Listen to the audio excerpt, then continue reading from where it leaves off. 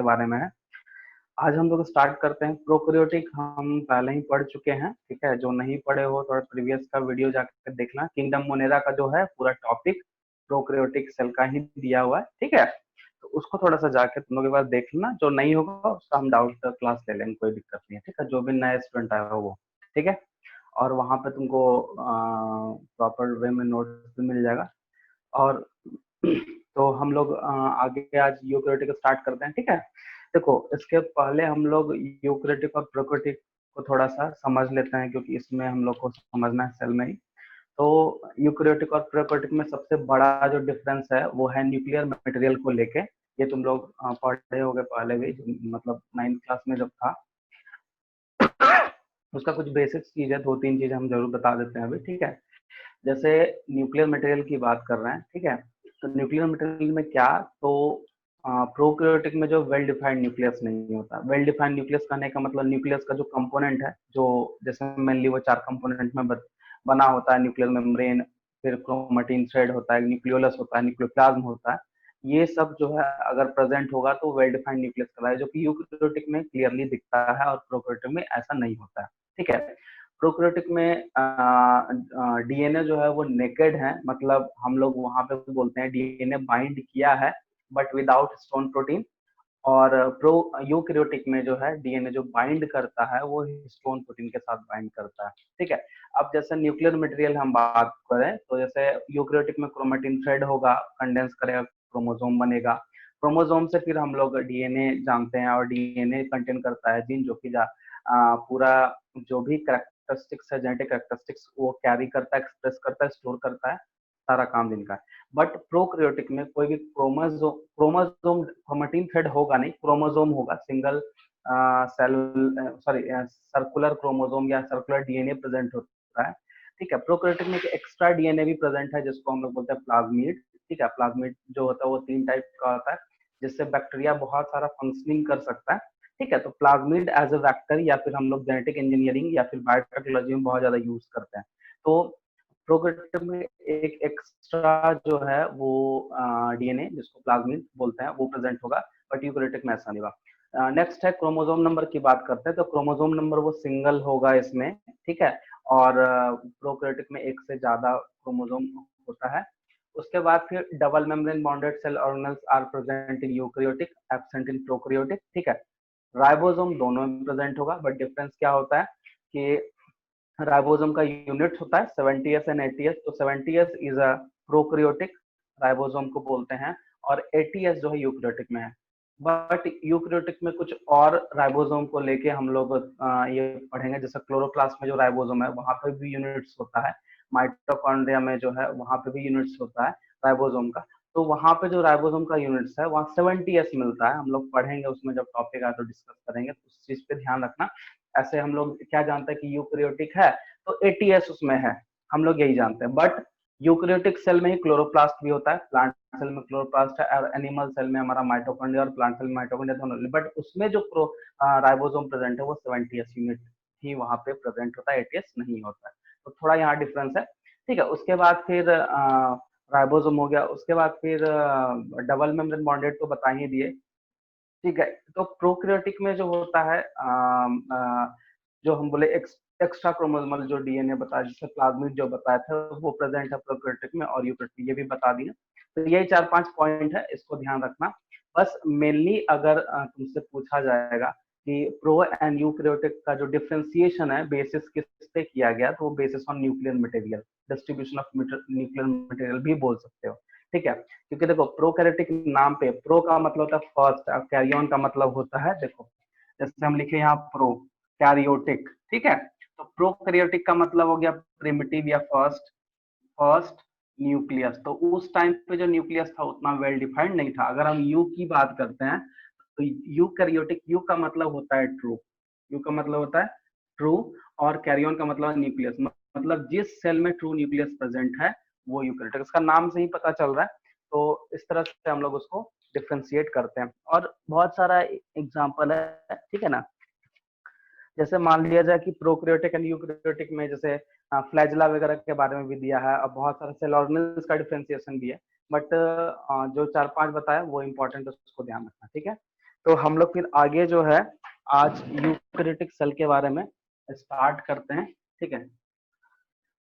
सबसे फर्स्ट में eukaryotic cell जो है वो मोस्टली ऑर्गेनिज्म में प्रेजेंट है एक्सेप्ट मोनेरन्स। तो मोनेरन्स एक ऐसा किंगडम है जिसमें सिर्फ और सिर्फ प्रोकैरियोटिक है, बाकी बात जो भी हम लोग स्पीसीज पढ़ेंगे, चाहे वो प्रोटिस्टा हो जाए, प्लांट हो जाए, एनिमल हो जाए या फंगी हो जाए, सब में eukaryotic type of cell present होता है, मतलब उसमें वेल डिफाइंड न्यूक्लियस प्रेजेंट होगा, ठीक है। ये चीज है। अब हम लोग आगे इसमें सबसे फर्स्ट में कंपोनेंट ऑफ अगर यूकैरियोटिक सेल हम पढ़ते हैं तो उसमें 3 कंपोनेंट है, समझना है, इसको नोट्स हम लोग बाद में लिखेंगे, ठीक है। जैसे हम बताए कंपोनेंट ऑफ सेल, ठीक है। तो कंपोनेंट ऑफ सेल जो होता है वो यूकैरियोटिक में 3 पार्ट में डिवाइड होता है। एक होता है सेल मेम्ब्रेन और इसी में हम लोग लिखते हैं सेल वॉल। ऐसा क्यों? क्योंकि कोई भी सेल हो एक आउटर बाउंड्री से वो बाउंडेड होता है, ठीक है। तो अगर प्लांट सेल की बात कर लेंगे तो उसमें सेल वॉल सबसे पहले आ जाएगा, और सेल मेम्ब्रेन अगर हम बात करते हैं तो एनिमल सेल का सबसे पहला जो आउटर बाउंड्री है वो सेल मेम्ब्रेन, इसलिए दोनों को हम एक साथ लिख रहे हैं। दूसरा है साइटोप्लाज्म, ठीक है। और तीसरा हो जाता है न्यूक्लियस। तीसरा क्या हो जाता है? न्यूक्लियस हो जाता है, ठीक है। तो अब इसी में हम लोग पढ़े थे पिछले क्लास, प्रोटोप्लाज्म के बारे में पिछले बार हम लोग डिस्कस किए थे, ठीक है। बता सकते हो क्या है प्रोटोप्लाज्म? Cytoplasm plus nucleus.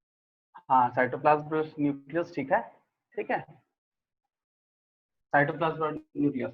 अगर हम ये बोल दें कि कोई भी सेल जो है वो 2 कंपोनेंट से बना है, एक होता है वो नॉन लिविंग कंपोनेंट और एक होता है लिविंग कंपोनेंट, ये पहले भी हम डिस्कस किए हुए हैं।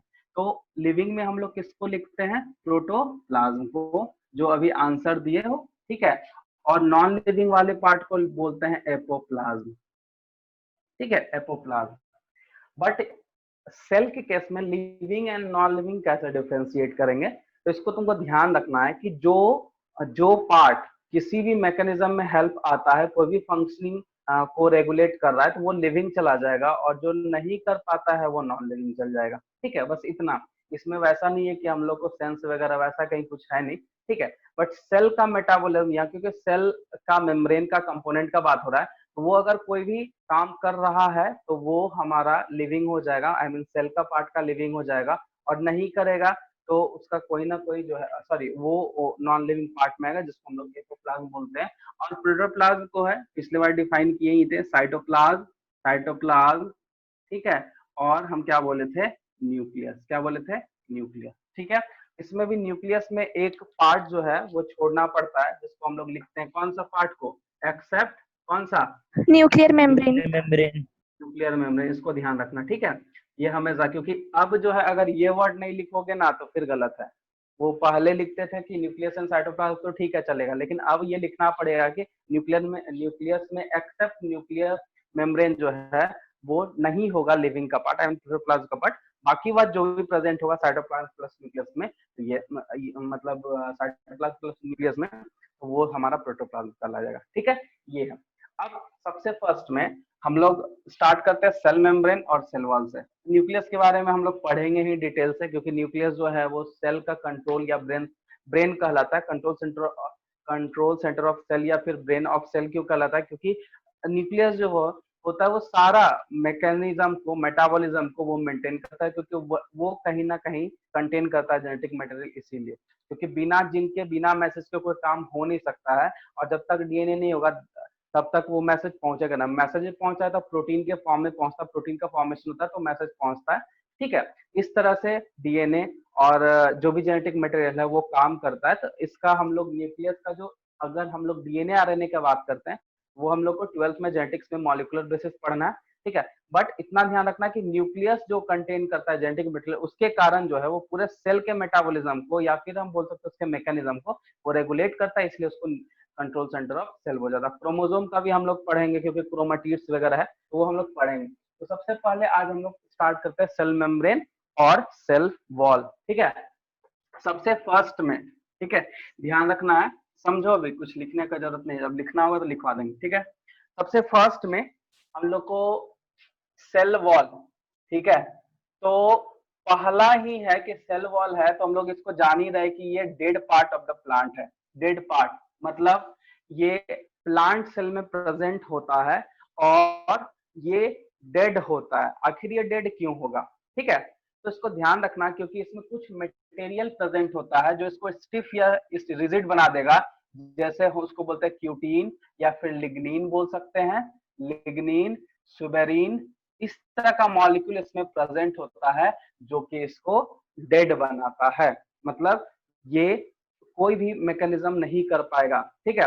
अब एक और सवाल है कि आखिर अगर डेड है तो मूवमेंट ऑफ मॉलिक्यूल किस तरह से होता है, ठीक है, क्योंकि ऐसा नहीं कि प्लांट से कुछ बाहर नहीं निकलता है। बहुत सारा प्लांट में जो वो वैक्स टाइप से जो येलो येलो टाइप से निकलता है, वो कैसे निकलता है, ऐसा तो नहीं कि उसको काटना पड़ेगा कुछ, ऐसे ही अचानक से वो निकलने लगता है, ठीक है। तो जैसे वो सहजन का जो सूटी बोलते हैं, उसके पेड़ से देखना एकदम वो फ्लूइड टाइप से रिलीज होता है, गोंद के तरह भी यूज करते हैं हम लोग, ग्लू के तरह यूज करते हैं, वो कैसे निकलता है, ठीक है। तो बहुत सारा ऐसा चीज वेस्ट मटेरियल है जो अपने आप बाहर निकल जाता है। तो एक ये सवाल है कि आखिर सेल मेम्ब्रेन के ऊपर में सेल वॉल है, ठीक है।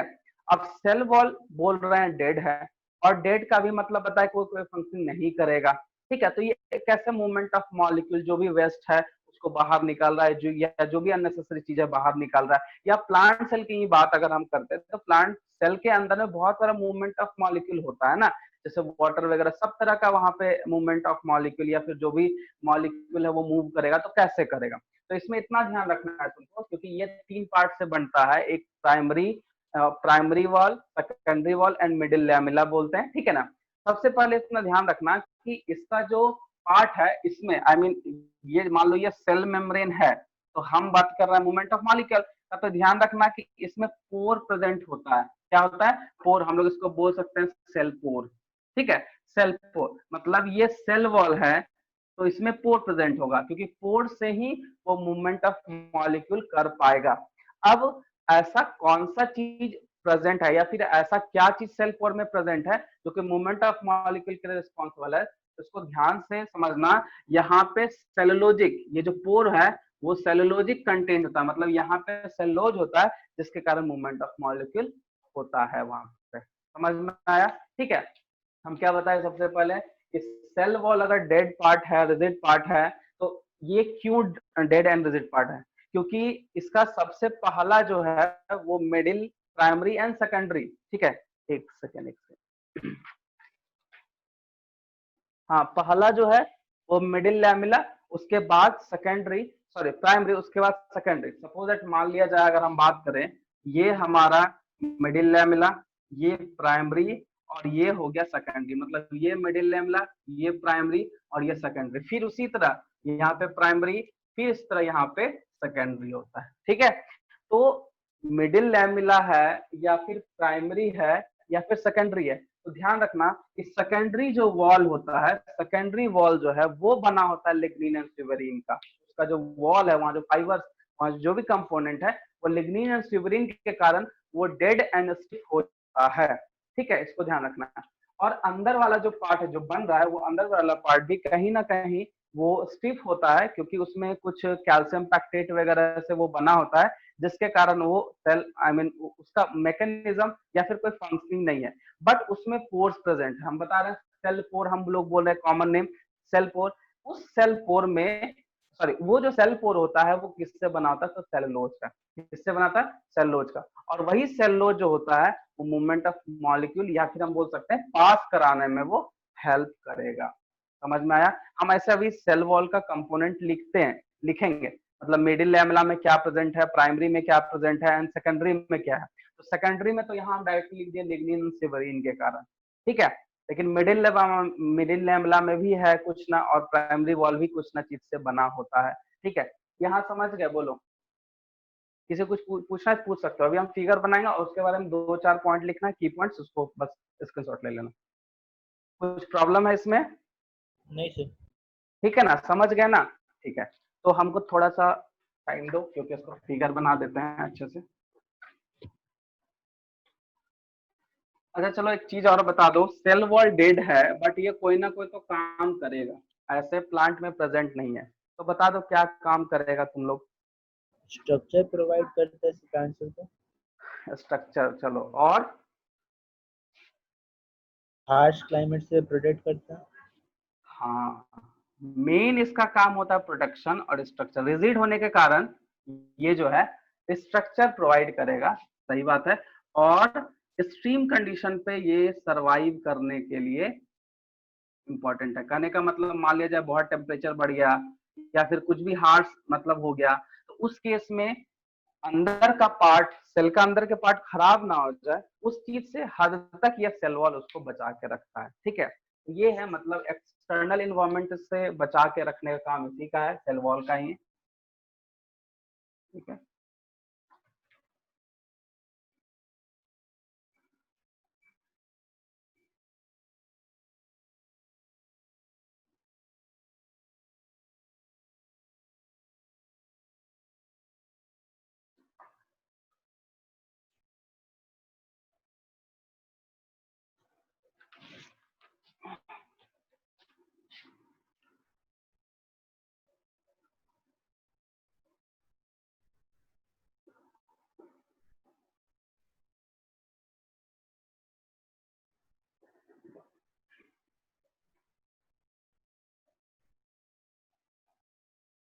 ये हमारा हो गया सेकेंडरी वॉल। ये बीच वाला पार्ट है, इसको हम लोग बोलते हैं मिडिल लैमिला, और सबसे अंतिम वाला जो पार्ट है वो हो जाएगा प्राइमरी वॉल।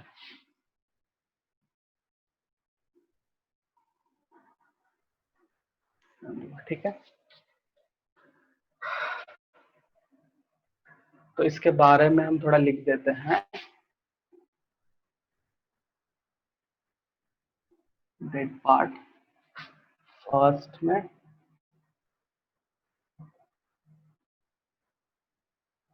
मिडिल लैमिला, ठीक है,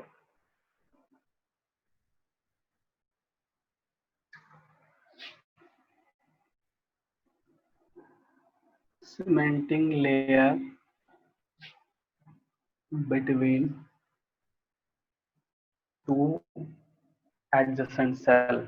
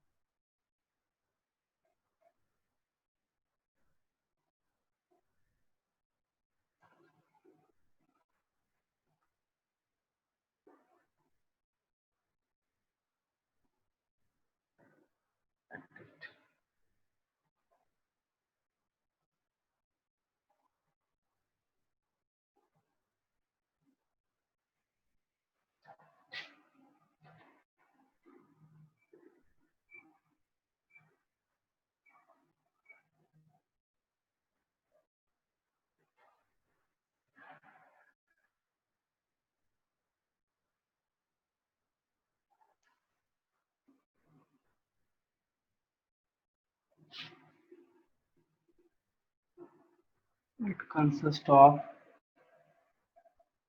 number of microfibril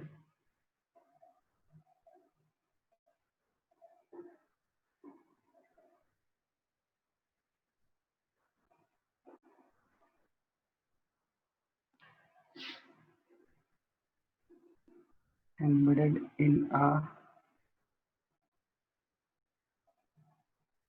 amorphous gel like structure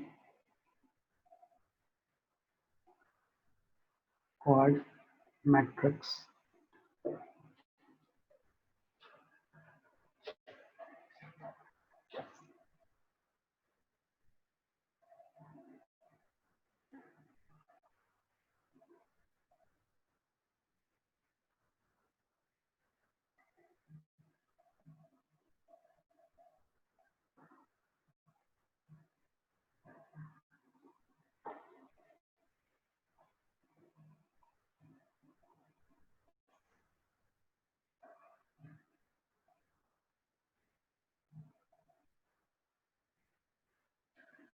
consist of galactons, mannans, and calcium carbonate.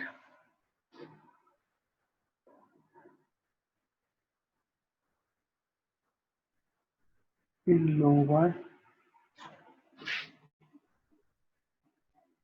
organism like algae,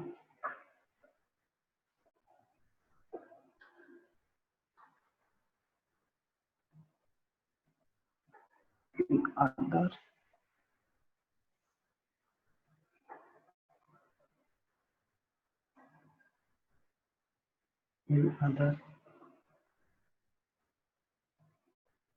it contains water, pectin, hemicellulose, and glycoprotein.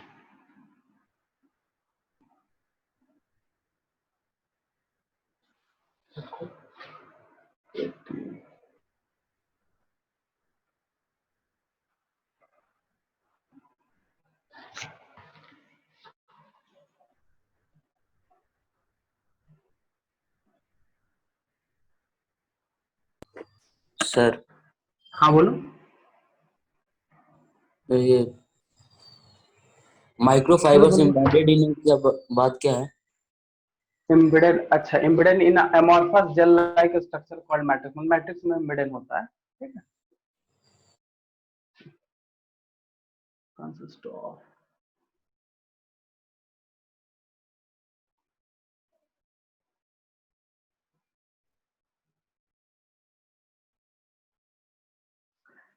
देखो ध्यान दो इधर, सबसे फर्स्ट में मिडिल लैमेला के बारे में क्या होता है। सबसे पहला जो है मिडिल लैमेला है, ये सीमेंटिंग का काम करता है, दो लेयर को जोड़ने का काम करता है। और इसका जो ये बना हुआ है, ये जो भी हम बनाए बहुत डायरेक्टली क्वेश्चन पूछेगा, इसलिए इसको ध्यान रखना। कैल्शियम एंड मैग्नीशियम पैक्टेट, तो प्लांट का जो सेल वॉल है, उसका जो मिडिल लैमेला है वो कैल्शियम एंड मैग्नीशियम पैक्टेट से बना होता है, इसको ध्यान रखना। सेकंड, प्राइमरी जो वॉल होता है वो बहुत ही सारा माइक्रोफैब्रिल से बना रहता है, मतलब मैट्रिक्स जेल लाइक मैट्रिक्स है, उसमें वो एम्बेडेड होगा माइक्रोफैब्रिल। देखो ये हम डायरेक्टली माइक्रोफैब्रिल लिखा है, बट इसमें जो है वो जेल लाइक जो स्ट्रक्चर है इसमें प्रेजेंट होता है, ठीक है, उसी में वो एम्बेडेड होगा, ठीक है। अब प्राइमरी सेल वॉल जो होता है, जैसे लोअर एंड अपर ऑर्गेनिज्म में, आई मीन हायर ऑर्गेनिज्म में अलग अलग है। तो लोअर ऑर्गेनिज्म में देखना, एनसीईआरटी में ये लाइन लिखा हुआ है, ये अगर एल्गी की बात करते हैं, जो लोअर ऑर्गेनिज्म है वो कंसिस्ट होता है galactans, mannans and calcium carbonate, जो कि मिनरल्स है इसका, ठीक है, इसको ध्यान रखना।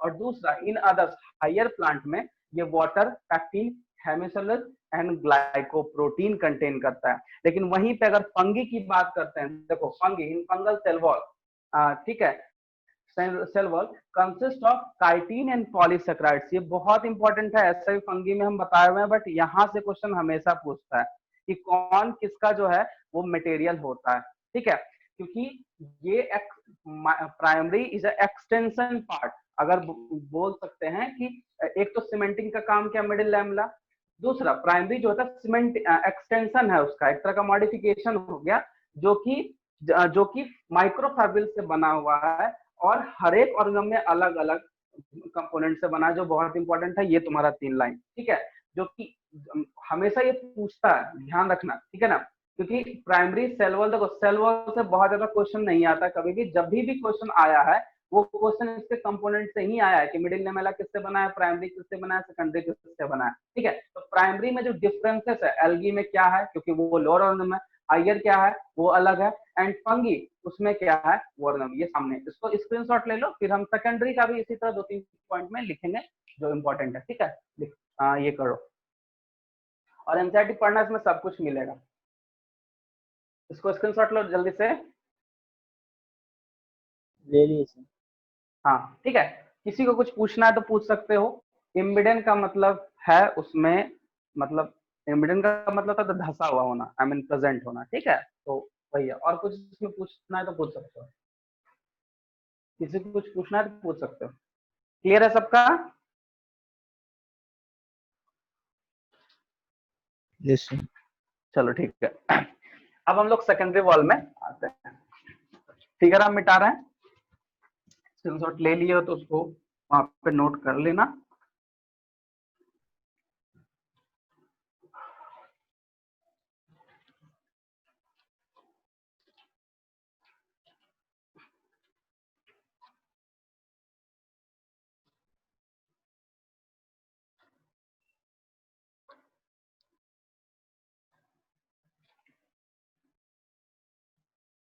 सेकेंडरी वॉल, ठीक है। तो सबसे पहले ये ध्यान रखना कि सेकेंडरी वॉल जो है, जैसे हम इसमें जो भी कंपोनेंट इसमें हम बता रहे हैं, तो डायरेक्टली अगर पूछते हैं कि सेकेंडरी वॉल क्या है, तो ध्यान रखना ये डिपोजिशन है मैच्योर सेल कंपोनेंट का या फिर सम मटेरियल का। मतलब कुछ ऐसा मटेरियल जो मैच्योर फॉर्म में है और वो डिपॉजिट हो रहा है और उसी से सेकेंडरी वॉल का फॉर्मेशन हो रहा है, जिसमें एग्जांपल के तौर में है लिग्निन, जो लिग्निफाइड करता है और लिग्निफिकेशन से वो रिजिड एंड टफ हो जाता है, जो कि हार्ड या उसको डेड प्रोवाइड आई मीन बोलते हैं डेड हो गया ड्यू टू प्रेजेंस ऑफ या डिपोजिशन ऑफ लिग्निन। कहीं पे भी किसी भी मेम्ब्रेन में अगर लिग्निन आ गया और वो ज्यादा अमाउंट में चला गया तो उसी को लिग्निफिकेशन बोलता है, और लिग्निन होने के कारण वो डेड हो जाता है, मतलब स्टिफ रिजिड हो जाता है। और साथ में सुबेरिन भी है, तो सुबेरिन जो होता है एक तरह का इंडोडर्मल पार्ट होता है, उसका भी काम है उसको स्टिफनेस प्रोवाइड करना, ठीक है। तो ये दो कंपोनेंट है, इसके बारे में हम लिख देते हैं। It is produced in some mature cells when the latter have stopped growth, when the latter have stopped growth, ये बाद में ग्रोथ नहीं करेगा, ठीक है।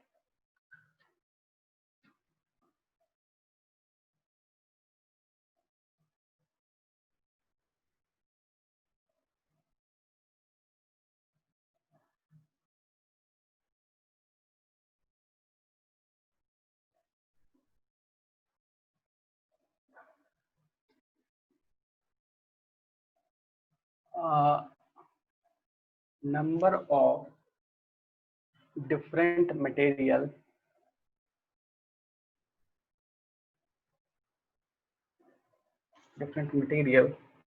may be deposit in the wall, the important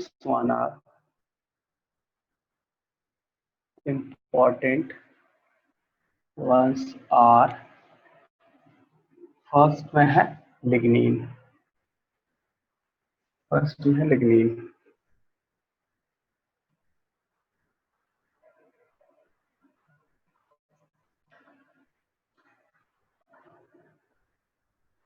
it is Sir, phenol containing, हाँ deposit in wall the उसके बाद क्या लिखे?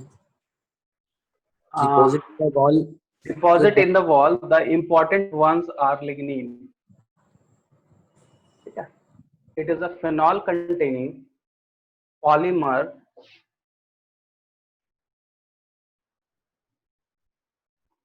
which is formed by polymerization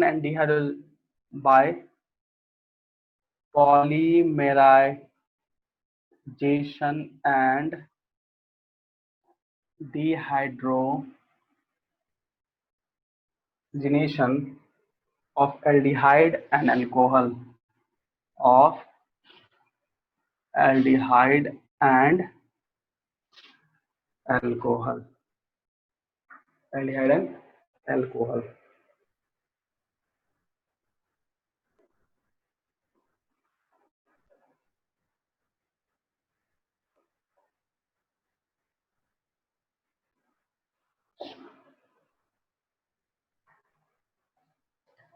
lignin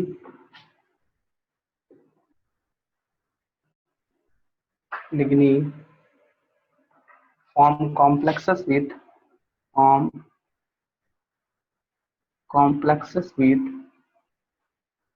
cellulosic microfibril.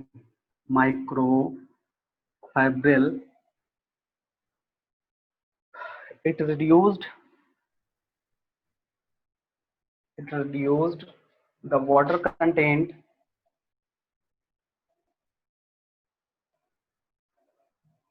of the wall matrix, increase its hardness.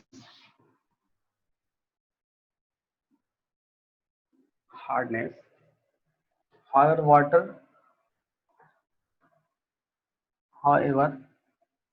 water permeability is not affected.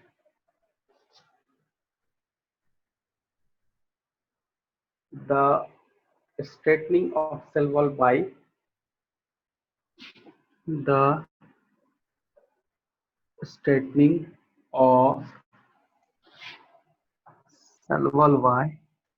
cell wall by a deposition of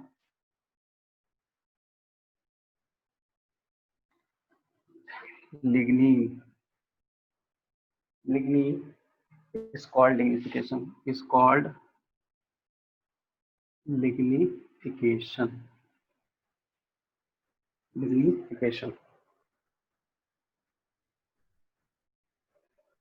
ठीक है। और दूसरा part है स्विबेरिन।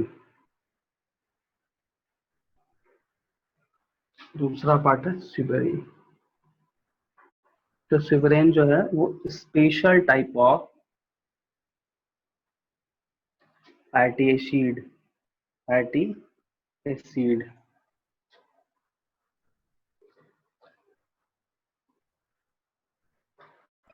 Sir हाँ लिजरीन एक बार समझा दीजिए sir. Next which is impermeable, छोड़ दो उसको। हाँ क्या बोल रहे थे, बोलो क्या नहीं समझ में आया। देखो इसमें हम फिर से समझा देते हैं। हाँ फिर हम शुरू से समझाते जो लिख रहे हैं। सबसे फर्स्ट में सेकेंडरी वॉल में हम क्या बताए थे कि सेकेंडरी वॉल एक तरह का मैच्योर सेल का डिपोजिशन है जो कि ग्रोथ उसका नहीं हो रहा है। मैच्योर मतलब ग्रोथ नहीं होगा, ठीक है। आई मीन जिस सेल में मैच्योरेशन आ गया है उसमें ग्रोथ का जो फंक्शन है वो स्टॉप हो जाता है। पहला पॉइंट वही बोल रहा है, ठीक है। सेकंड पॉइंट में लिख रहा है कि ये जो है आई मीन जो cell wall different types I mean many mature cells या फिर डिफरेंट टाइप के सेल के डिपोजिशन से बना है। तो सबसे पहला पार्ट है लिग्निन। हम लिग्निन एंड स्विबेरिन दो चीज बताए, लेकिन और एक है क्यूटीन, वो भी है। तो लिग्निन के बारे में पहले समझ लो। तो लिग्निन है क्या? ये फिनॉल कंटेनिंग कंपाउंड है जो कि polymerisation and dehydrogenation of aldehyde and alcohol का पार्ट है। मतलब एल्डिहाइड एंड अल्कोहल को पॉलीमराइज भी करना है और डिहाइड्रोजनेशन भी करना है। मतलब हाइड्रोजन वहां से हटाना है, एक तरह का वाटर वहां से हटा देना। अगर ये काम करेंगे तो जिस पार्ट में ये काम होगा लिग्निन का, मतलब लिग्निन क्या बताए कि पॉलीमराइजेशन एंड डिहाइड्रोजनेशन ऑफ किसका, एल्डिहाइड एंड कीटोन का, ठीक है। अगर ये काम होगा तो हाइड्रोजन वहां से हटेगा। वाटर का जहां पे नहीं आई मीन वाटर जहां नहीं होता है, ठीक है, वो जो है वो हार्डनेस होना स्टार्ट हो जाएगा। मतलब मॉइस्चर अगर खत्म कर देंगे वो ऑलरेडी वहां पे हार्डनेस खत्म हो जाएगा, ठीक है। बट एक चीज ध्यान रखना कि इस केस में आई मीन सेल वॉल के केस में, सेकेंडरी सेल वॉल के केस में हार्डनेस तो खत्म होगा क्योंकि वाटर वहां पे नहीं है, लेकिन वाटर का जो परमेबिलिटी है उस पर कोई ज्यादा इफेक्ट नहीं पड़ने वाला है। सपोज मान लिया जाए ये वॉल है, इसमें डिपॉजिट हो गया लिग्निन। तो लिग्निन क्या है अभी बताएं, ये फिनॉल कंटेनिंग कंपाउंड है। मतलब ये कैसे बनेगा, तो dehydrogenation and polymerisation of alcohol, sorry हाँ अल्कोहल एंड एल्डिहाइड, जिसके कारण वाटर हट जाने से वो जो पार्ट है वो कैसा होता है, हार्डनेस प्रोवाइड कर देगा। अब हार्डनेस होगा, लेकिन यहाँ पे देखो नेक्स्ट में हम लिखे एक पार्ट कि हार्डनेस होगा लेकिन ये वाटर परमेबिलिटी को कोई ज्यादा ये इफेक्ट नहीं करने वाला है, ठीक है।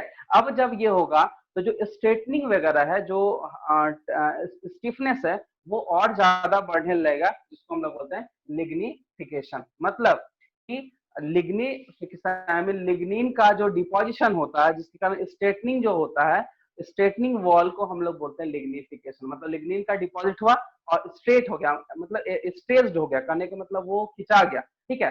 और इस प्रोसेस को हम लोग बोलते हैं लिग्निफिकेशन। मतलब सिंपल सा एक चीज है कि सेकेंडरी वॉल का जो स्टिफनेस या हार्डनेस या स्ट्रेटनिंग जो होता है, ये डायरेक्टली डिपेंड करता है लिग्निन के डिपोजिशन से। और लिग्निन किससे बनता है? ये फिनॉल कंटेनिंग कंपाउंड है, जो कि polymerisation and dehydrogen of aldehyde and alcohol का ये पार्ट है, ठीक है। यही है लिग्निफिकेशन। अब इसके बाद हम लोग बोलते हैं स्यूबेरीन। तो स्यूबेरीन जो है, उसको समझ लो, दो लाइन है।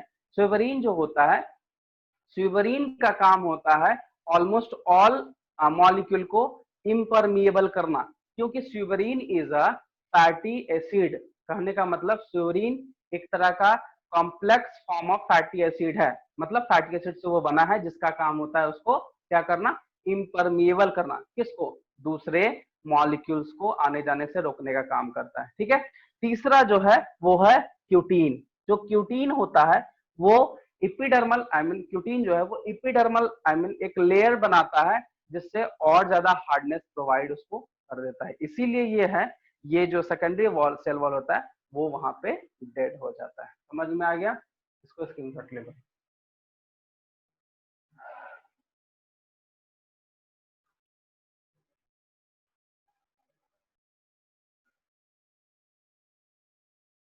देखो तुम लोग का एक वर्ड है यहाँ पे, lignin form a complex of cellulosic microfibril. तो ये सेलुलोजिक माइक्रोफाइब्रिल हम जो लिखे हैं, जिसके कारण हम लिख रहे हैं कि इंक्रीज हार्डनेस वगैरह स्ट्रेटनिंग वगैरह हुआ, ठीक है। लेकिन ये सेलुलोजिक माइक्रोफाइब्रिल आएगा कहाँ से, बताओ?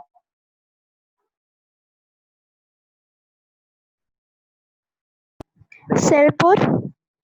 सेल पोर नहीं, वो तो ठीक है। सेलुलोजिक सेल पोर तो सेल पोर तो बनता है, लेकिन ये माइक्रोफाइब्रिल वर्ड है, थोड़ा सा ध्यान लगा। कहाँ पे पढ़े थे हम लोग? देखो, ये प्राइमरी वॉल का ही पार्ट है, लिखा है ना, लिग्निन फॉर्म कॉम्प्लेक्स सेलुलोजिक माइक्रोफैब्रिक। मतलब जो माइक्रोफैब्रिल है वो सेलुलोजिक था, हम इसके पहले पढ़े तो थे।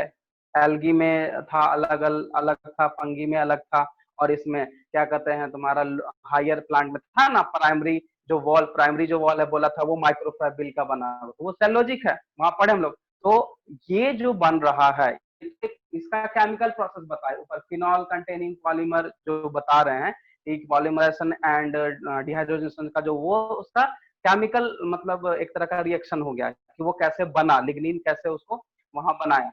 लेकिन लिग्निन यहाँ पे जो लिग्निन जो हार्डनेस वगैरह प्रोवाइड करता है, वो प्राइमरी सेल वॉल को ही ऐसा कर देता है, ठीक है। मतलब प्राइमरी सेल वॉल, देखो लिखा हुआ सेलुलोजिक माइक्रोफैब्रिल, जो कि प्राइमरी सेल वॉल का पार्ट था, और प्राइमरी सेल वॉल पूरा पूरी फैब्रिल से ही बना है। वहीं के पार्ट को वो हार्डनेस वगैरह जो है वो करना स्टार्ट कर जाता है इस मैकेनिज्म से, बस, ठीक है। यही है।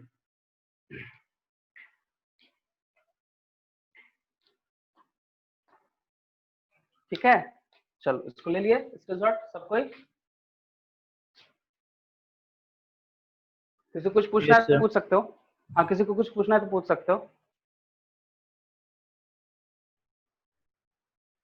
चलो नहीं, किसी को कुछ नहीं पूछना। तो नेक्स्ट जो हम बताए वो स्यूबेरीन था, ठीक है।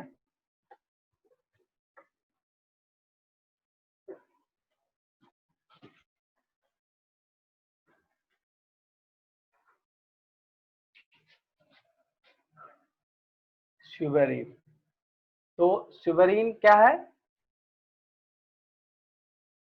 कॉम फैटी एसिड का पार्ट है ना।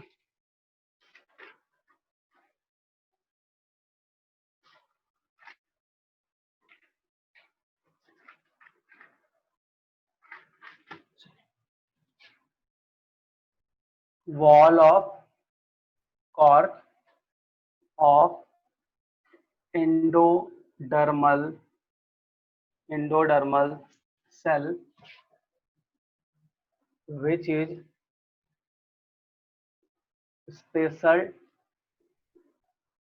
Type of fatty acid, fatty acid.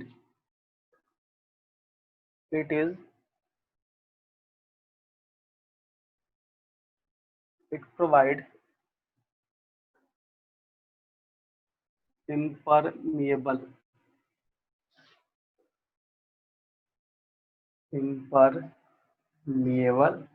wall, ठीक है। अब है क्यूटीन। तो क्यूटीन जो है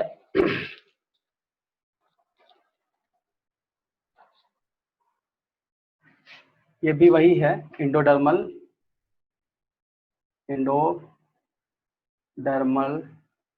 wall of another type of fatty acid. ये भी फैटी एसिड, ये भी फैटी एसिड है, ठीक है, दोनों अलग अलग टाइप का है। विच इज प्रोवाइड हार्डनेस, बस यही है, इसको नोट कर लो।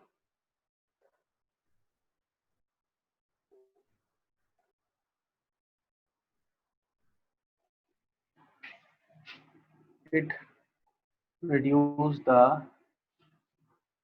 transpiration process.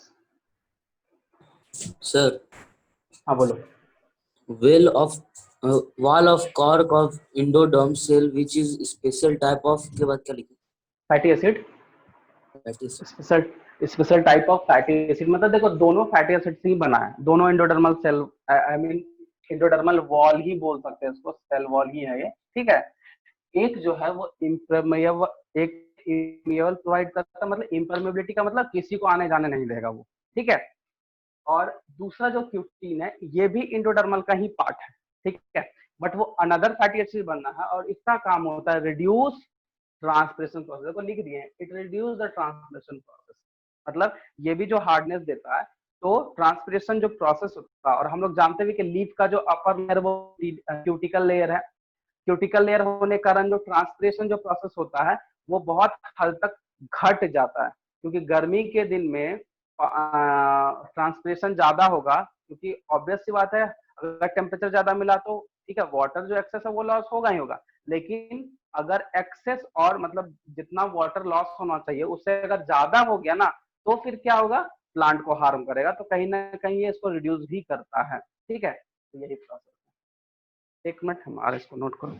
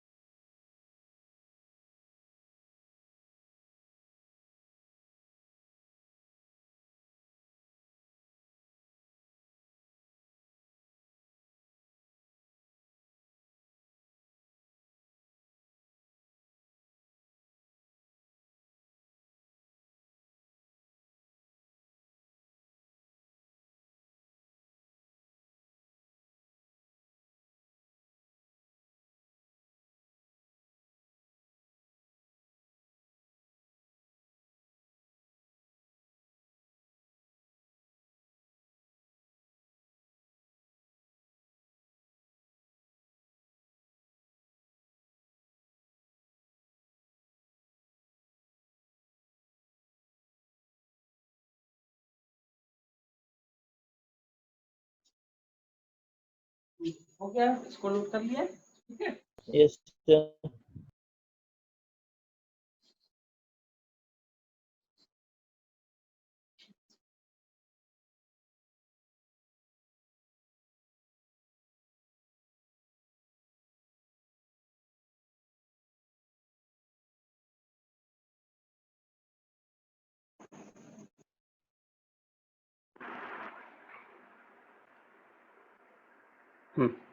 अब जो हम लोग का है पार्ट वो है सेल मेम्ब्रेन, ठीक है। तो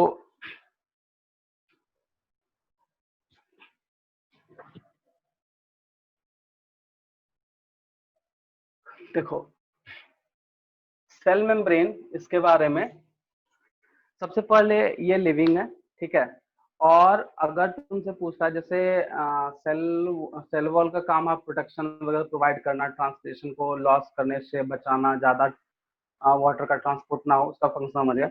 बट सेल मेम्ब्रेन जो है, प्लांट के लिए सेल मेम्ब्रेन बहुत इंपॉर्टेंट है, क्योंकि प्लांट में कोई ऑर्गन है नहीं, कुछ टिश्यूज है, और टिश्यू के बाद सेल ही आता है जो सारा मैकेनिज्म को कहीं ना कहीं मेंटेन करता है। मोस्ट प्रोबेबल जो है ट्रांसपोर्ट का जो मैकेनिज्म है, ट्रांसपोर्ट मैकेनिज्म मेरा कहने का मतलब है कि एक जगह से दूसरे जगह लेके जा रहा है, तो वहां पे दो तीन प्रोसेस है। क्योंकि सेल मेम्ब्रेन जो होता है वो लिविंग है, इसका हम लोग स्ट्रक्चर भी पढ़ेंगे, क्योंकि इसका एक बहुत ही अच्छा मॉडल दिया गया है जिसको हम लोग बोलते हैं सिंगर एंड निकोलसन मॉडल, ठीक है। I mean Singer and Nicolson जो साइंटिस्ट है वो इस मॉडल को दिए हैं। मेनली इसका फंक्शन जैसे हम बता रहे हैं कि मूवमेंट ऑफ मॉलिक्यूल के लिए इम्पोर्टेंट है कि जो भी मॉलिक्यूल है वो मूव किस तरह से करेगा, ठीक है। उस हिसाब से मतलब अलग अलग मैकेनिज्म इस स्ट्रक्चर में होता है। सबसे पहले सेल मेम्ब्रेन जो है वो क्या है, एक तरह का लिविंग कंपोनेंट है, ठीक है। सबसे पहला चीज लिविंग कंपोनेंट है। दूसरा क्या है कि सेल मेम्ब्रेन जब हम बात कर रहे हैं तो कुछ कुछ सेल ऑर्गेनेल्स का अलग अलग नाम है। जैसे वैक्यूल का जो आउटर मेम्ब्रेन होता है, वैक्यूल का आउटर मेम्ब्रेन, मान लो ये वैक्यूल है और ये आउटर मेम्ब्रेन है, यहाँ पे हम इसको आउटर मेम्ब्रेन को सेल मेम्ब्रेन हम नहीं बोल सकते हैं। तो यहाँ पे हम लोग क्या बोलते हैं इसको, टोनोप्लास्ट। क्या बोलते हैं, टोनोप्लास्ट। तो इस तरह से है। उसके बाद देखो सेल मेम्ब्रेन जो होता है, हम जैसे बताया कि सेल मेम्ब्रेन जो है वो outer covering, I mean outer boundary of cell होता है, ठीक है। और इसका काम है मूवमेंट ऑफ मॉलिक्यूल। अब देखो जैसे इसका हम बताया कि एक मॉडल प्रपोज किया गया, सिंगर एंड निकोलसन एक साइंटिस्ट थे, जिसका जो मॉडल दिए थे वो फ्लूइड मोज़ाइक मॉडल जो बोलते हैं। फ्लूइड मोज़ाइक मॉडल क्यों बोलते हैं, क्योंकि उनका स्ट्रक्चर जो है जिस हिसाब से वो अरेंज है उस हिसाब से उनका फ्लूइड मोज़ाइक मॉडल नाम दिया गया था। कौन दिया था, सिंगर एंड निकोलसन। अब ध्यान देना यहाँ पे कि इसमें जो कंपोनेंट है जैसे फॉस्फोलिपिड, फॉस्फोप्रोटीन, कोलेस्ट्रॉल, ठीक है। प्रोटीन भी जो होता है वो तीन टाइप का होता है, लिपिड का स्ट्रक्चर अलग है, तो वो हम लोग देखेंगे। तो सबसे पहले आज हम लोग स्ट्रक्चर देखते हैं, ठीक है। क्योंकि हम लोग इसका स्ट्रक्चर अगर समझ जाएंगे, ठीक है, तो ये समझ में आ जाएगा कि आखिर इसमें जो कंपोनेंट है उसका क्या क्या काम है। क्योंकि जैसे हम बताए इसका काम है मूवमेंट ऑफ मॉलिक्यूल को मेंटेन कराना, कि कौन सा मूवमेंट ऐसा, कौन सा मॉलिक्यूल किस प्रोसेस से जाएगा। जैसे अगर मान लो बात करें सेल, बहुत मान लो दो सेल के बीच में अगर किसी चीज का मूवमेंट होना, किसी मॉलिक्यूल का, और वो दोनों अगर नजदीक है, सपोज दैट मान लिया जाए ये सेल है ये सेल है, तो ये किस प्रोसेस से जाएगा और कौन लेके जाएगा। तो यहाँ पे कौन सा प्रोसेस होगा, मान लिया जाए एक सेल यहाँ है, एक सेल यहाँ है, ठीक है। या फिर समझ सकते हैं कि एक पार्ट यहाँ है, एक पार्ट और दूसरा पार्ट यहाँ, इस दोनों में जो मूवमेंट ऑफ मॉलिक्यूल प्लांट में होगा वो कहाँ होगा, ठीक है। तो इस तरह से, क्योंकि हम लोग के body, I mean human being में जो सेल है उसमें भी सेल मेम्ब्रेन है, तो उसका जो भी फंक्शन होता है, रिसेप्टर वगैरह, मूवमेंट ऑफ, आई मीन बहुत सारा मॉलिक्यूल का मूव कराने का काम सेल मेम्ब्रेन का ही होता है। तो सबसे पहले हम क्या बताएं, सेल मेम्ब्रेन जो है को एक ऐसा तो मॉडल बहुत दिया गया है, सैंडविच मॉडल है, फिर एक सैंडविच मॉडल है, उसके बाद फिर रॉबर्टसन मॉडल है, उसके बाद डेप्सन मॉडल है। लेकिन जो मोस्ट एक्सेप्टेबल मॉडल है वो है फ्लूइड मोज़ाइक मॉडल, जो कि सिंगर एंड निकोलसन दिया था, ठीक है। और इसमें बशर्ते बताया गया था कि इस मॉडल में कौन कौन सा कंपोनेंट है और किसका किसका क्या क्या फंक्शंस होता है, ठीक है। तो सबसे फर्स्ट में ध्यान रखना कि ये जो मॉडल बनता है, एक ओवरव्यू दे देते हैं, ये जो मॉडल बनता है ये लिपिड बायलेयर से बनता है। मतलब 2 लेयर इसका लिपिड कंटेंट होगा, आई मीन लिपिड से बनेगा और उसमें प्रोटीन प्रेजेंट है, फॉस्फोलिपिड्स है, कोलेस्ट्रॉल है, फैटी एसिड्स है, बहुत सारा कंपोनेंट में प्रेजेंट होता है। ठीक है, तो पहले आज हम लोग स्ट्रक्चर सीख लेते हैं।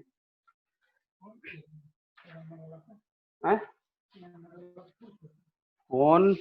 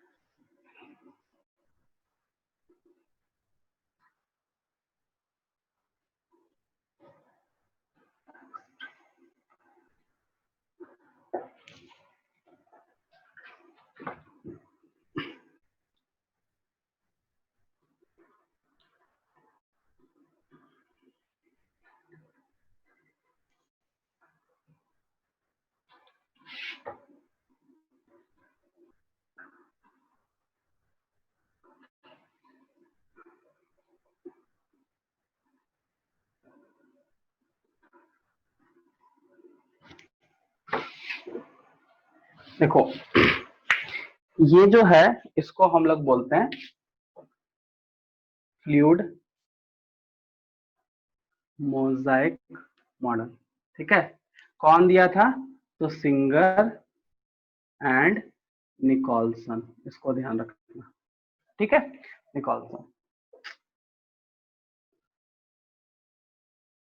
सिंगल है, निकोलसन। एक उसमें एनसीईआरटी में एक लाइन है, उसको हम बता देते हैं, उसको ध्यान से एकदम देखना। देखो, ये इसका एक डायग्राम है जो कि इसमें मेन जो कंपोनेंट है, क्योंकि सेल मेम्ब्रेन जो है वो मेनली 2 पार्ट से बना है, phospholipid and sorry glycolipid and glycoprotein. मतलब हम प्रोटीन एंड लिपिड कंटेंट हम ऐसे भी समझ रहे हैं। तो सबसे फर्स्ट में हम बताया कि लिपिड बाइलेयर होता है। तो देखो, एक लेयर ये लिपिड है, एक लेयर ये लिपिड है, तो ये 2 लिपिड हो गया। तो यहाँ लिपिड बाइलेयर हम लिखे हैं, मतलब ये एक लिपिड है, सॉरी ये एक लिपिड लेयर है, ये एक लिपिड लेयर है, इसको ध्यान रखना। तो ये 2 लिपिड बाइलेयर होता है। ठीक है, दूसरा, इसमें जो प्रोटीन होता है, क्योंकि इसका काम क्या हम बताएं, मूवमेंट ऑफ मॉलिक्यूल, तो इसमें जो प्रोटीन होता है वो 3 टाइप का प्रोटीन है, जिसको हम रिप्रेजेंट कर रहे हैं, एक एक्सट्रिंसिक और एक है इंट्रिंसिक, और एक बोलते हैं हम लोग टनल प्रोटीन से, जिसको हम लोग ग्लाइकोप्रोटीन भी बोलते हैं। अब देखो, सबसे फर्स्ट में ये जो टनल प्रोटीन है, इसका फंक्शन समझ लो। टनल प्रोटीन का काम होता है डायरेक्टली आउटर पार्ट से इनर पार्ट तक। जैसे मान लो ये हमारा एक पार्ट है, ये दूसरा पार्ट है, तो मूवमेंट ऑफ मॉलिक्यूल्स मान लिया जाए इसके थ्रू होना, इस दोनों के बीच में होना है, तो कौन लेके जाना है, डायरेक्टली कौन लेके चल जाएगा, वो है टनल प्रोटीन। ये देखो टनल प्रोटीन है, ये डायरेक्टली, क्योंकि एक पार्ट इसका बाहर में रहता है और एक पार्ट अंदर में रहता है, ये एक तरह का चैनल की तरह काम करता है और ये इसको लेके चला जाएगा। मतलब tunnel protein is a channel protein, directly एक टनल, एक कैनाल, एक चैनल बनाता है, जिससे कोई भी मॉलिक्यूल आसानी से उससे पास हो सकता है, पहला। दूसरा देखो, intrinsic protein and extrinsic protein. देखो ध्यान रखना कि एक्सट्रिंसिक प्रोटीन जो होता है उसका भी काम है मूवमेंट ऑफ मॉलिक्यूल में ही हेल्प करना, लेकिन एक्सट्रिंसिक प्रोटीन का क्या काम है? तो बहुत ऐसा मॉलिक्यूल है जिसको एंजाइम्स का जरूरत पड़ जाता है कि नहीं, एंजाइम्स आएगा उसके साथ बाइंड करेगा और उसको लेके चला जाएगा। तो वो जो काम है वो एक्सट्रिंसिक प्रोटीन का काम होता है। क्या बता रहे हैं? एक्सट्रिंसिक प्रोटीन का काम होता है। मतलब एक्सट्रिंसिक प्रोटीन का काम होता है एक तरह का कैरियर की तरह काम करना, एक तरह का मतलब एंजाइम्स वगैरह का काम फॉर्मेशन करना, क्योंकि एंजाइम जो बनता है वो किससे बनता है? प्रोटीन से बनता है, पहला। दूसरा चीज है कि एंजाइम अगर होगा तो एंजाइम कुछ कुछ मॉलिक्यूल को क्या करता है, उसके साथ बाइंड करके उसको लेके चला जाएगा। ठीक है, ये दूसरा प्रोटीन है। तीसरा हम बताएं इंट्रिंसिक या इंटीग्रल, या हम लोग इसको इंस्ट्रिंसिक या इंटीग्रल प्रोटीन बोला जाता है, दो नाम से। अब ये इंटीग्रल प्रोटीन क्या काम करेगा? तो integral protein as a force या फिर हम लोग बोलते हैं कैरियर प्रोटीन, बहुत ऐसा मॉलिक्यूल है जो प्रोटीन के साथ ही बाइंड करेगा, उसको एंजाइम का जरूरत नहीं है। जैसे फैसिलिटेड ट्रांसपोर्ट वगैरह जो मैकेनिज्म हम लोग पढ़ेंगे, आई मीन उसके बारे में जानेंगे, तो वो आखिर फैसिलिटेट कौन प्रोवाइड करेगा? वो प्रोवाइड करेगा प्रोटीन। और वो प्रोटीन कौन है? इंट्रिंसिक बोल सकते हो या इंटीग्रल प्रोटीन बोल सकते हैं, हम ब्रैकेट में लिख देते हैं इंटीग्रल प्रोटीन। ठीक है, ये तो प्रोटीन का काम हो गया। अब देखो हाइड्रोफिलिक एंड हाइड्रोफोबिक, जो टेल का पार्ट है, ये जो ऊपर सर्कल ऐसा पार्ट बनाया है, इसको हम लोग बोलते हैं हाइड्रोफिलिक हेड, और उसका नीचे का जो थ्रेड है उसको बोला गया है हाइड्रोफोबिक टेल। तो हाइड्रोफिलिक कहने का मतलब क्या है? हाइड्रोफिलिक का मतलब क्या? Water loving. तो जो लिपिड हेड होगा, आई मीन हेड, जो लिपिड का हेड पार्ट होगा, वो वाटर को अट्रैक्ट करेगा, मतलब अपने की तरफ लाएगा। दूसरा चीज क्या है कि ये जो टेल होता है वो उससे दूर करेगा। तो सोचो, यहाँ इसको लाएगा, फिर ये टेल जो इसको दूर करेगा, जब यहाँ पे आ जाएगा टेल रीजन पे, टेल भी क्या करेगा? उसको दूर करेगा, और दूर करके नेक्स्ट लेयर से लिपिड हेड के पास आएगा, और लिपिड हेड उसको एब्जॉर्ब करेगा या फिर उसको मूव कर, आई मीन उसको बोल सकते एक तरह का कंडक्ट करेगा, उसको रिसीव करेगा, और यहाँ पे नेक्स्ट एरिया में उसको ट्रांसफर करेगा। मतलब सिंपल समझ लो कि हाइड्रोफिलिक हेड पार्ट है और हाइड्रोफोबिक जो है वो टेल पार्ट है। Hydrophobic is a water loving part, I mean water loving body बोल सकते हो, and hydrophilic tail is a water hating, या फिर बोल सकते हो वाटर अवे, मतलब वो हेट करेगा, मतलब उसको भेजेगा, दूर भागेगा उससे। ठीक है, तो एक रिसीव करेगा, एक उसको दूर भगाएगा।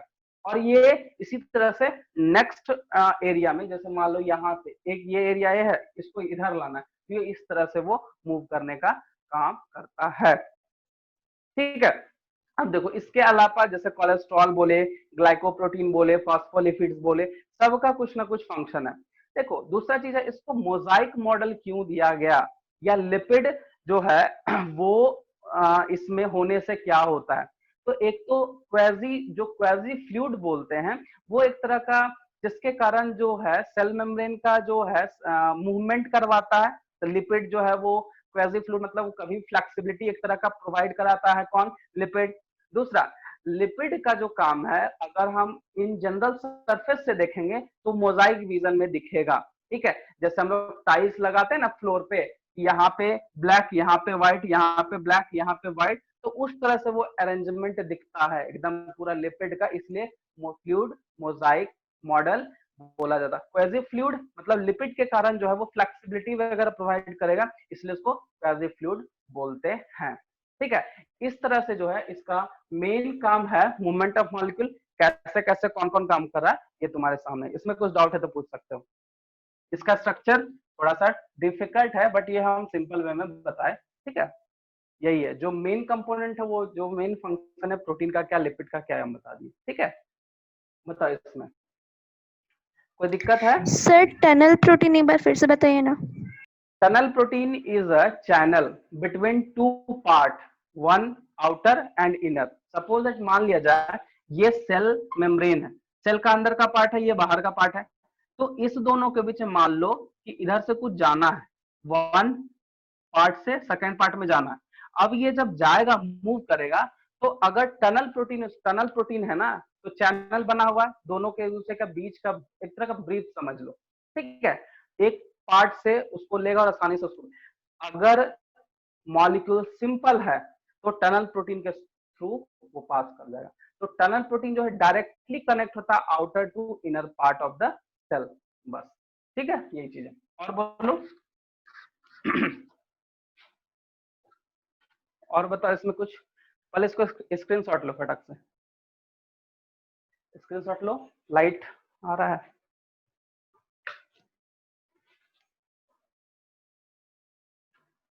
ले लिया स्क्रीनशॉट? Yes sir. हाँ सर बताओ ग्लाइकोलिपिड और सर ग्लाइकोलिपिड और फॉस्फोलिपिड सेम होता है? नहीं, अलग है। ग्लाइको में क्या ऐड होगा? ग्लूकोज। फॉस्फो में फास्फोरस हो जाएगा। नाम में अलग है तो डिफरेंस थोड़ा सा फंक्शन भी अलग होगा। एक और चीज है जो एनसीईआरटी के लाइन में देखना, क्योंकि हर एक सेल मेम्ब्रेन में प्रोटीन और लिपिड का जो अमाउंट है वो जरूर होता है। ठीक है, तो मैक्सिमम सेल मेम्ब्रेन में लिपिड का जो होता है अमाउंट वो हमेशा ज्यादा होगा। ठीक है, और प्रोटीन का कम होगा। एनसीईआरटी में देखो कहीं पे लिखा हुआ है इराइथ्रोसाइट हैज 42% प्रोटीन है एंड 52 कुछ परसेंट, हमको एग्जैक्टली डाटा याद नहीं आ रहा। देखो वहां पे लिखा 52% होगा प्रोटीन है और 40% लिपिड है।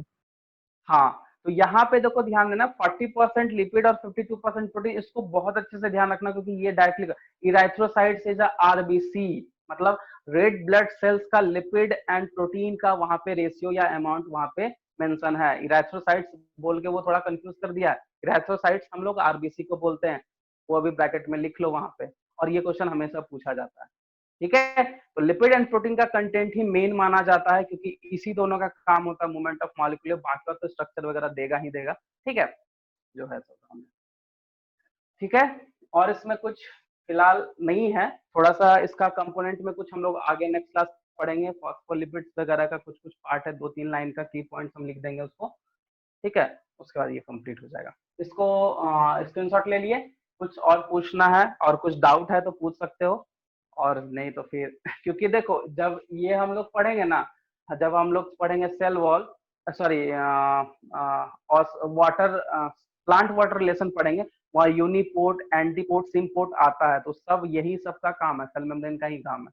यूनिपोर्ट में किसी एक चीज को लेके आ जाएगा, सिमपोर्ट में 2 चीज को लेके आ जाएगा, और एंटीपोर्ट में एक चीज को लेके जाएगा, एक चीज को लेके आएगा। ठीक है, तो वहाँ मोमेंट ऑफ मॉलिक्यूल जो है वहाँ पे हम लोग को बात समझ में आना चाहिए। ठीक है, और कुछ मतलब इसमें कुछ प्रॉब्लम है बताओ, इस टॉपिक में अभी जो बताया इसमें कुछ अगर प्रॉब्लम है तो पूछ सकते हो। No sir. नहीं ना, सबको समझ में आ गया? थोड़ा सा तुम लोग वो लोग एनसीईआरटी पढ़ना और एनसीईआरटी का थोड़ा डायग्राम प्रैक्टिस कर लेना। वो डायग्राम को नहीं छोड़ के हम ये सिंपल बनाए क्योंकि तुम लोग को समझ में आए।